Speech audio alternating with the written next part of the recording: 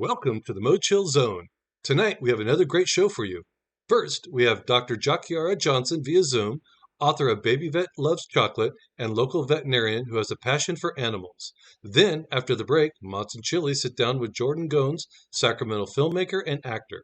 As always, if you missed any of our previous episodes, please follow us on Instagram and Facebook for the online release date of those episodes. Welcome to the MoChill Zone with your boy Mott and Chili.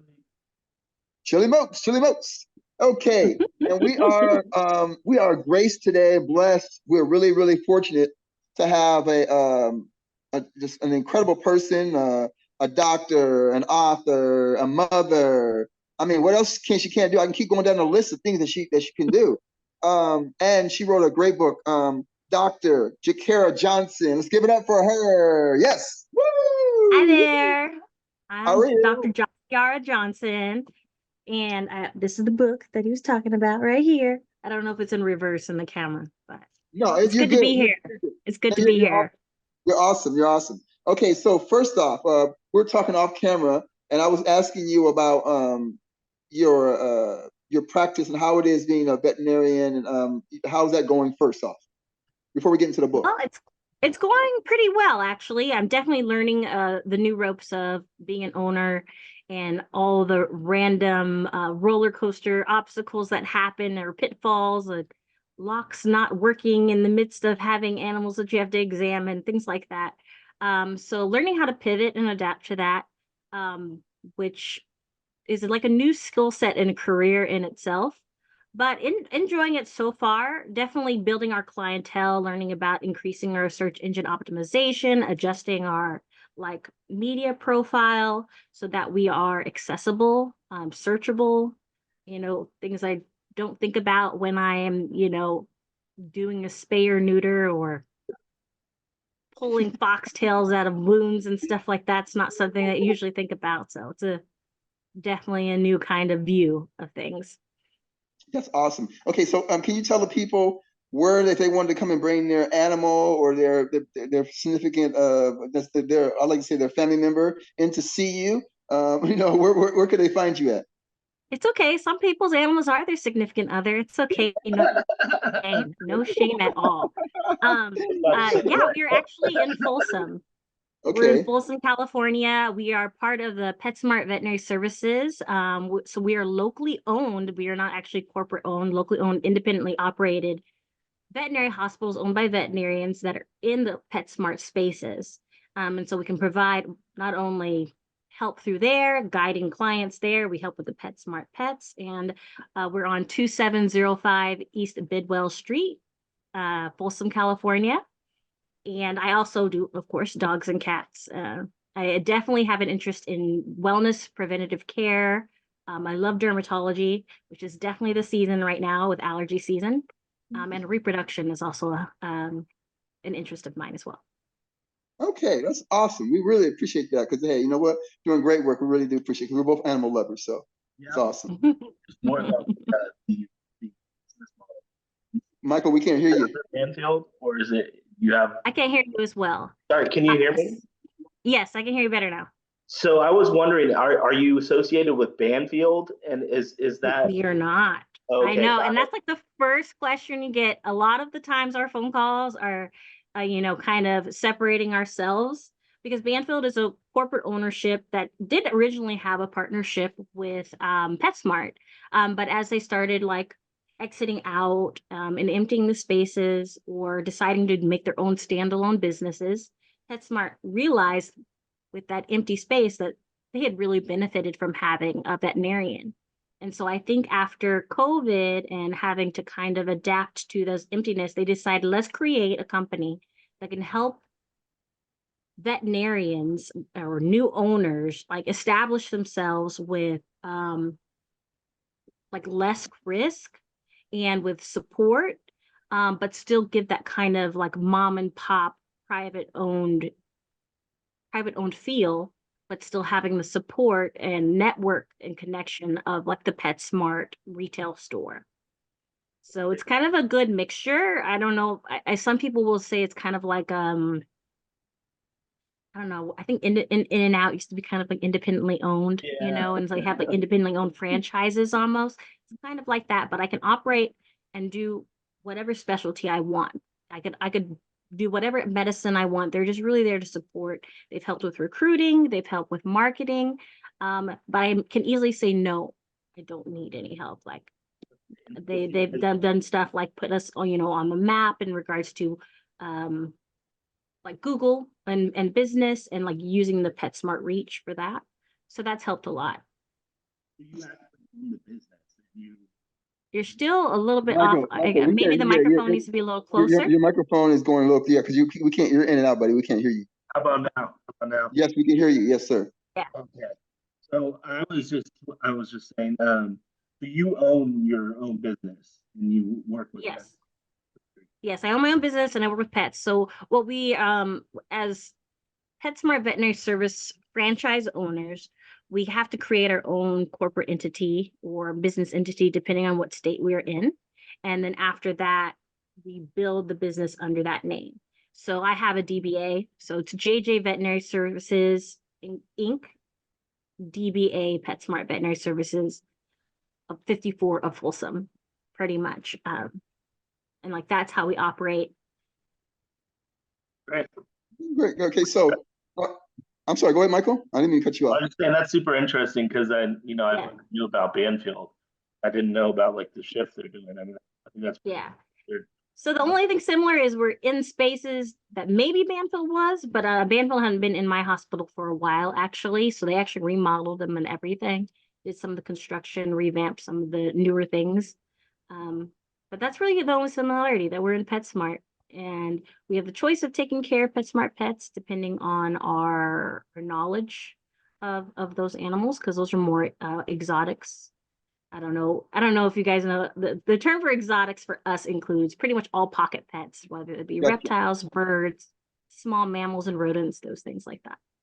Okay, that's awesome, man. Hey, you're very extensive. Okay, so the real reason why we're here because you wrote this incredible book, amazing book. Now, tell us about what made you come up with the book. First off, the idea, what got you to writing and being an author, and also a great book too. And so, what inspired you, and what's actually the book, the meaning of the book? Oh, thank you. And he did buy my book, so I'm super happy because I actually did know he read it, because he did buy it from me at my grand opening. So it actually really started right when COVID happened. I had just gotten back into work after having my first child. And so I'd been working part-time and raising her. She was close to being one. And then like COVID happened and everything kind of shut down. Veterinarians don't really shut down, but a lot of the part-time people shut down a little bit. So I ended up being at home doing a lot of telehealth work as a veterinarian. And it gave me a lot of time to think about how I wanted my veterinary presence to be, because I really enjoyed a lot of that human animal bond experience I was getting online. And I was like, it would be especially helpful if I could do this and make an impact not only at owners at this level, but early on. And as I'm seeing my child grow up, I'm like, wow, if I could reach my child and children at her age or my age, when I was getting into veterinary medicine, wouldn't it be amazing? And I love reading. Books are my passion. I have like 2 huge bookcases right here. And this is my favorite room. I'll just say that because of the books. And my husband and I actually had a book themed wedding. So the name cards on the tables were all books from the library. Wow. So it's kind of my thing. And but I'd never done a picture book before. And I really wanted to be able to join the love of reading and books with my love of kids and being a mom together. And so that's how it came about. My specific one, Baby Vet Loves Chocolate, it was this is my premiere book. I hope to have more. It's going to be part of a series called Baby Vet Book Series, which kind of deal with topics of veterinary medicine in a more understandable way, usually with life applications to kids. I'm trying to focus on a child of color to bring more of that presence, because veterinary medicine is really low in regards to people of color in the industry. It's less than 1% at this point. And so I think a few of us that have made it, have run the gauntlet and have made it, have really been trying to increase that number. And I think, at least from my perspective, you got to start young. You got to start early, kind of putting that message there. My daughter happens to have a food allergy, and we found out the hard way. And that's what inspired my book. She's actually allergic to nuts, but I talked about this little girl who ended up being allergic to chocolate, and how her experiences of having to give up that yummy treat is very, very similar to the fact that animals, especially dogs and cats, cannot handle chocolate, and it's actually toxic to them.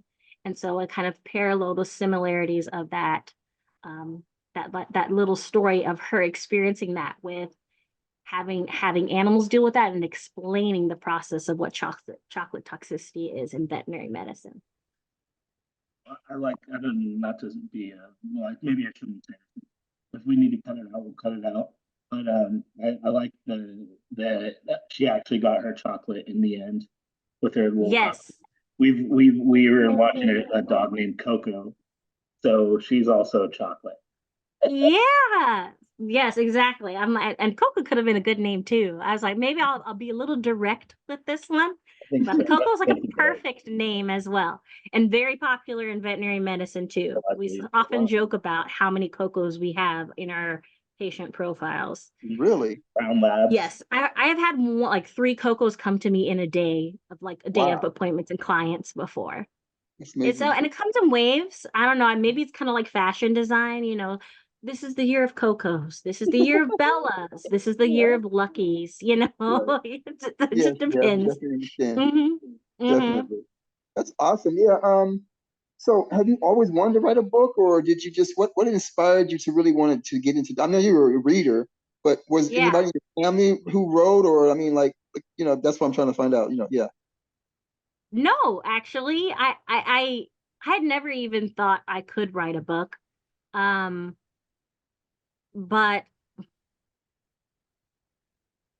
what really inspired me, I think, was me wanting to create a different avenue of veterinary medicine that was approachable.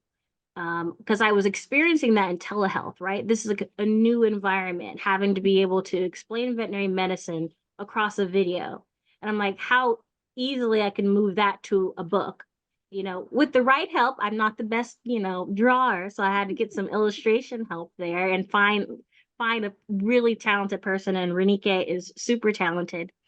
So it wasn't actually an original thing. I kind of had an epiphany moment, like where I was like, I came to my husband. I'm like, babe, I figured it out. I figured out what my life goal, what I can do. Like, I'm going to be a veterinarian writing veterinary books for children. And it's going to mesh because like this is all my favorite things all wrapped up in one.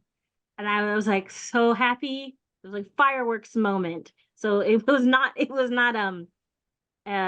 something that I had premeditated until around COVID time, which I'm sure a lot of people were having all these epiphany moments because it made you think, right? It made you really reassess your life and like your experiences and how you're contributing to the world. What are you making, kind of impact you're making in the limited time that you may have. Did you always want to be a vet? Or does your daughter want to be a vet now? She goes back and forth depending on who her favorite person is at the time. You know, when she's around her friends, all of a sudden it changes. But when she's around me, it's always like, yeah, I want to be a veterinarian mom. She's honestly extremely brave, so I probably can see it. Like, she's not squeamish at all. We just watched a whole auricular exam on YouTube of so I always did want to be a vet. I probably since the age of 8 years old. I found a book that was called Animal Careers for Girls. And I looked through all of them and I was like, nope. Marine biologist, pretty cool, but I don't want to get my hair wet. Nope. I'm like, oh yeah, I could do vet tech, but I want more authority. Let's see. Let's keep going. Ooh, veterinarian. I could actually make a difference here. So I really liked the description. I was hands-on with the animals. I was still working with people because I do like working with people. which some people think veterinary medicine is not going to be working with people, and you are wrong. You are definitely working with people. What else? And so it stuck out to me, but I had a life situation as a little girl where I was trying to make an impact in a wildlife, a wild animal's life, I guess, for wildlife. And I wasn't really being listened to. And I was like, I was taken for granted and they didn't believe me, even though I'd done all the research and studied. And so I think I wanted to have more of an impact, and that kind of made my decision to become a veterinarian rather than something smaller or something more like supportive or a hobby. I think that's awesome, man. Well, I think what you're doing is really good. And just chocolate, because it's funny that you babies and chocolate. I've always known as a kid you don't give animals chocolate, especially dogs and everything, because it's not good for them. And so I think it's pretty amazing what how you fuse that together in teaching, but also being able to show and make it kind of funny so it's entertaining and too. So I thought it was kind of crafty how you guys did that. It was really good, by the way. Oh, thank you. Yeah. Michael, do you have something? Yeah, I mean, I could ask more questions about the vet practice. We can't hear you. Can you not hear me still? Yeah, you're in and out, bro. Now we hear you better. I don't know what's going on with my mic. It's good now. Anyway, I could ask more questions about dogs like all day. Like, what's the most annoying dog to work on? That's the one that's top of my list. What's the most annoying dog to work on? Yeah, what the hardest dog? Or the hardest dog to work on? Huh. Well, I'm trying to build clientele in my business, so I have to be like, yeah. I love them all. I love them all. They're there you all go. Good angels. Good response. Good. They're all angels. I would say the ones that are not yet sure that I'm here to help. It can be a very a hard industry in that sometimes the client and the patient don't know that you're there to help, and things can be painful. I honestly actually attribute a lot to like pediatric medicine or like even auto mechanics, where the patient can't express to you what's wrong, but there's someone out there looking out for them, who has control of the money and the finances and trying to make something better, but you don't know. So I'd probably say that's the worst pet for me. There are some animals that think that they are braver than their size. Well put, And dog. maybe somebody's experienced some of those smaller dogs that have Napoleon complexes. But there's some big dogs too that put you in your place. And they're like, no, you're not going to be touching me today. And I have to respect that. You have to be, to honor the animal, and that actually helps you get more progress. Wow, that's amazing. Well, see, I was afraid of dogs like that, especially big dogs or people dogs I didn't know. So it was like, but having affinity now, so it's cool. It's really cool. Oh, that's good, because some people don't get over their fears at all. I was bit by a dog in my face at a very young age, and oftentimes bites are from a family dog or a person you know. It's very close with a lot of like kid bites and stuff like that. But I guess it didn't really work that much in traumatizing me. Yeah, well, it traumatized me for a while. It was on a derriere. I got bitten on a derriere, so it was kind of scary. And yeah, I was like 5 years old, and yeah, the neighbor was next door, had to come run over, and I was more worried about the kids looking at me, him pulling down my britches than anything else. So that's what I was more nervous about than anything. But yeah, good times though. Oh man, was it a dog you knew? It was a next door neighbor's dog, and what happened was my brother and the next door neighbor were kind of getting into it, and he sicked the dog on my brother. But my brother didn't. The dog didn't get my brother. I was in the front, innocent bystander, and he nipped me in the butt. So I'm one got nipped in the butt. So yeah, kind of one of those things. Oh so man, yeah. And that happens a lot. Like I actually tell people to not try to break up dog fights, because oftentimes they're at such a level and threshold that they don't recognize kind of where they are. They're kind of seeing red, tunnel vision. And so they'll kind of reactively bite what's around them, even if it's their own owner sometimes. have to be very careful in those situations. And you being a 5-year-old innocent bystander, that's Yeah. I was just scared because the dog was running at me. So yeah, it kind of traumatized me for a little bit. But luckily my dog at the time wasn't out there because my dog would have gotten him then. So it all worked out well though. So I wasn't really hurt. He just nipped me, broke the skin a little bit, but it was okay. So yeah. Couldn't sit for a while. Yeah, I was a little scared. So for a long time I was scared, dog, and whoa. And now I got a little older, kind of like, hey, you know what? Just stand your ground, be cool, watch what they're doing. They can tell a lot by just their body language, You can learn a lot about the dog moving, how they so I learned that just with people, learning doing massage helped me a lot. So that's what helped me a lot. So. And martial arts, yeah. Yeah.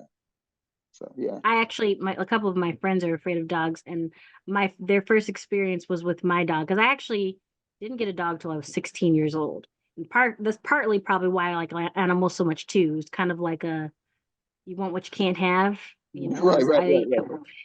I was, Well, I was raised in an environment. What kind of dog was it? I should have mentioned this, but he was a chocolate Labrador, and that's what the puppy the surprise in the book is kind of based on the dog that I had. He was a chocolate Labrador that I had gotten and raised and trained. Okay, now can we mention that dog's name, or is that a secret? Oh no, his name is Ikaika. Okay. He passed away. He passed away already. Actually, like right before my daughter was born. Wow. And so it was kind of a way to memorialize him too, even though they don't have the same name. It was a way for me to share him with her too. Well, that's awesome, and you're doing a lot of great things, Michael. I know. I'm sorry, I've been hogging up all the questions. Go ahead, Michael. Go ahead. I'm sorry. But Michael has some more questions for you. So go ahead, Michael. Well, one more technical question, I think. Oh, it was perfect, and then all of a sudden he cut out. I don't know what's up with your No, mic. Can you hear me? Oh, you can hear you definitely now. That's now perfect, and that's louder. Just cuts in and out. Yeah. Interesting. I don't get it. Anyway, I was just wondering what the process is. You said it's almost like being at an auto shop. Do you have to run diagnostics, or what's your process? Yeah, it is like running diagnostics. So your patient can't tell you what's wrong. Sometimes they do, but sometimes it could be in direct conflict with what the client says too, or sometimes clients can't be fully honest about what happened there, or maybe they're not sure, or maybe it's an exposure they don't want to express. Sometimes that can happen. I've heard though, now with all the technology, that mechanics just can hook up a machine and it tells them what's wrong, and I feel like that's a little unfair. So maybe I need to work on some kind of invention where I can do that with my animals. So not as applicable as much anymore as being parallel, but back in the day it used to be like that. So yeah, usually diagnostics, whether it be blood work, whether it be like radiology, radiographs, ultrasound, my exam, I really have to depend on my hands. And like you said, body language, reading the animal, seeing how it's acting with the owner, seeing how it's acting away with the owner. I have to use all of those things in my tool belt to figure out what's wrong. And sometimes, medicine is not black and white. So sometimes it's a mixture of gray and and finding what medicine works for them. Sometimes it's a rule everything out system, which I sometimes get to do, but I don't necessarily always get to do, because it can get expensive sometimes. Yeah. We can't hear you. Depends on the client's means. Client means, is that what you said? It just depends on the client's means, whether you can do something. Yeah, it does. And we're getting more creative now, especially with access to social media and just reaching a larger audience. Like they're getting more creative with payment options, care credit. There's crowdfunding now for veterinary services that happens. I think even certain banks are doing things to kind of help clients, because the animal, depending on what area you're in and what veterinary industry you're into, the animal is becoming way more part of the family than it used to be. Sometimes it used to be just an animal. That's the rat catcher. That's the sheep herder, and they had a role. But now they're becoming more of almost like a child in the family, and so things are changing in regards to finances that are available, how much people budget for their animal. It's getting there, which I really like. But yeah, sometimes financial means can be very limited. I mean, I know I didn't have an animal because I was raised by a single mom. We could not afford another mouth to feed in addition to like my sister and I. And I had to show responsibility in that I would take care of the pet and I would spend the time so that I wouldn't put more burden on my mom, you know. So I had to prove to her that I was in it to win it. And so that's how I got it for my 16th birthday. I say he was actually my first boyfriend, my dog, because my husband, who was then asked me out as my boyfriend like 6 hours after I received my puppy. So I said my dog beat him out in regards to being my first boyfriend. Wow. And now we're married. Shout out, man. That's awesome, man. That's awesome. Yeah. It sounds like that was a good day. Yeah, it was a very good day. I got a dog and a boyfriend all once, hit 16, could drive legally now, you know. It was a good day. It was a good day, definitely. That's good. So what's some of your ambitions like for the future? As far as like we know you're an author and you're a doctor and a vet and everything, and you are obviously a mom and a wife. What's your future? What do you see yourself in 5 or 10 years from now? That's a hard question. I just had my second baby. She's 6 months old now. Congratulations. And I would thank you so much. Her name's Janora. So my first one is Katara. Right. And this one was one that we struggled with a little bit. We'd had a loss before her. And I'm considered still postpartum. Within, usually up to a year, they consider postpartum. So I'm a little biased right now. My hormones are making me a little biased about my future being centered around my children and building them a life where they can enjoy me in my time, but they can also see that they can reach the dreams that they need to reach. So financial independence, I guess, is a big goal for me. Excelling in my career, but excelling in a way that I'm fulfilled and happy with my career. So I think that's where I'm at, making sure I'm a role model that builds that financial independence and generational wealth for my family while enjoying doing it, which I think is a lot of people's goals in the long run. So, well, it's good. I mean, I really respect the fact that you are going through the fact that postpartum, because it's hard that you're going through that, and I'm sure other people out there, mothers who might be experiencing that, can maybe look to your strength and what you're going through right now, and being able to do that. So that's awesome that you're doing that, and to be able to navigate through life struggles that you have to go through day to day with things you already have to go through. So shout out to you and all the mothers out there who do that, because man, we don't know anything about that. So any man tries to say that, we don't know what the experience, so don't try to say it.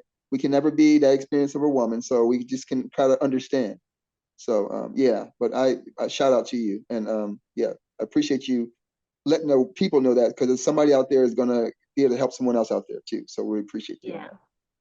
No, thank you for the shout out. I think it's hard for women to admit sometimes that it is a struggle to work and provide and be a mother at the same time. And sometimes there's these expectations to do it all.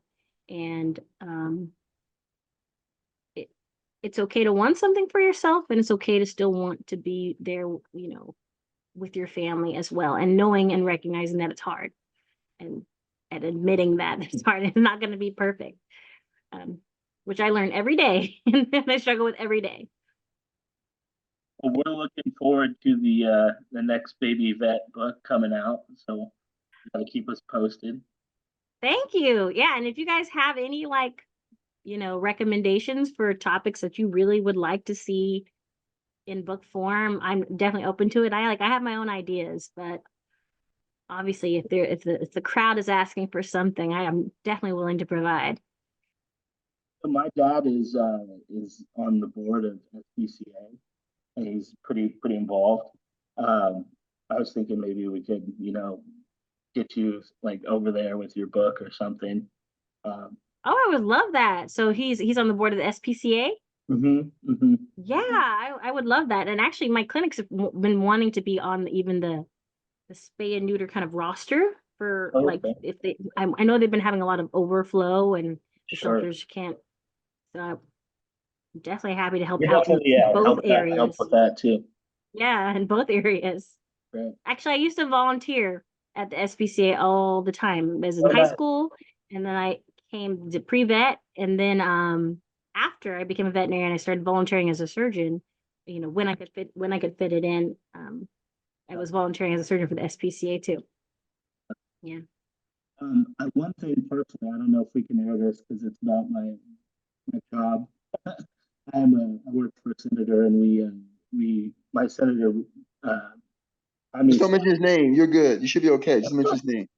Staffed a bill last year that allowed veterinarians to let their vet techs go out into the community and do vaccine clinics.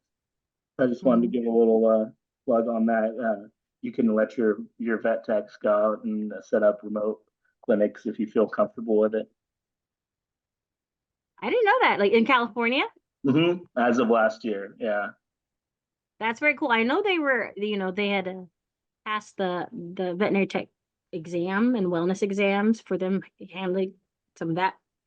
But that's pretty cool. I have not even looked into that as much. What was the program you said? So I think if you look at SFSPCA, but the bill number, what was the bill? I can't even remember that. I can follow up with that. But SFSPCA should have some stuff. I know they have some guidelines that they released for just vets to, try to participate. Yeah. No, I'm all for it.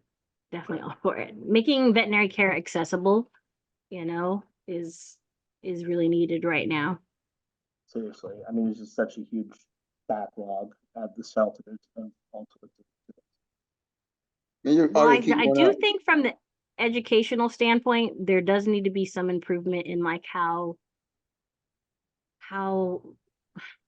they, I don't know, how students are matriculated, how they're selected, what kind of qualities that they're looking for. Because at this point, I know some veterinarians are retiring, and it's hard to become a veterinarian in regards to like experience and schooling and what's involved in regards to debt and student loans. Oh yeah. But at the same time, pets went up like 5 times as much since COVID. Yep. So the amount of pets are increasing, but the amount of people to take care of them were decreasing. And that's why it was probably hard to get access to veterinary care. Well, we appreciate you, stepping in the fold to help out the animals because it's such a needed. Oh, thank you. Thank you. I mean, I love them, and I try to do my best for them if I can. Yeah. Well, we definitely appreciate that. And what we're going to be doing also too, we're going to be purchasing some more of your books, and we're going to be giving them out to some lucky people here. So that's what we want to do, so that you guys know that. And what I can do is I can give Michael, you can follow up with some of those things, those programs you don't want to also know. I'll give you Michael's phone number. I'll just go and give it out right here online so everybody can call. If anybody want to have any questions, 916. I'm just teasing. All your groupies are going to be there now. They're going to be on speed dial. I'm he's looking like, hey man, don't do that right now. No, I was just teasing. But we are wonderful people calling me. Yeah, I know. We're going to be purchasing the book, and we want to make sure to give the title. Baby Vet Love Chocolate. We're going to be purchasing the books, and we're going to give it out to some of our listeners here. And so, Doc, please tell them how they can once again come to you, reach you, and how they can also purchase your book, Baby Vet Loves Chocolate. Oh yeah, you can reach me anytime at PetSmart Veterinary Services in Folsom, California. I am a Sacramento native too. My book can be found on Ingram Sparks, so any of its affiliates, retail stores, so Amazon, Barnes & Noble, Target. All you have to do is either search my name or the full title, and it'll get higher and higher up the search list depending on how you type it in. But that's where it's available.